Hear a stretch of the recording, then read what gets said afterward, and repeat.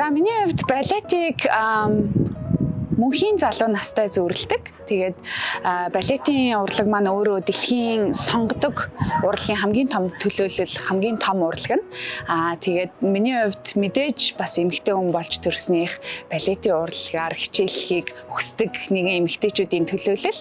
Тэгээ маш их төсвөр төвчээр, хатуужил, хөдөлмөр, маш олон хүний сахилга бат, дээрээс нь гоо үзэсгэлэн залуунаас бие бэлдар гих мэтчлэн маш хэцүү, маш хатуу нэлээд чанга урлаг гэж бодогддог. 4 сарын 22-наас 29-ний хооронд дэлхийн сонгодог урлагийн өдрүүд бас Монголд маань зохион байгуулагдж байгаад маш их баярлж байгаа. Мэдээж миний бие бас тэнд очиж дуртай урлагаа үзнэ гэдэгтээ итгэлтэй байна.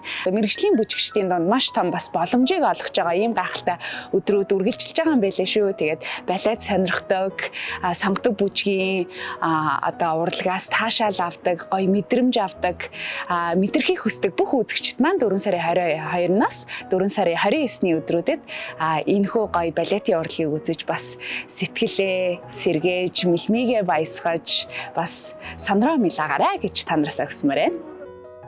World Ballet and Dance Grand Prix Mongolia.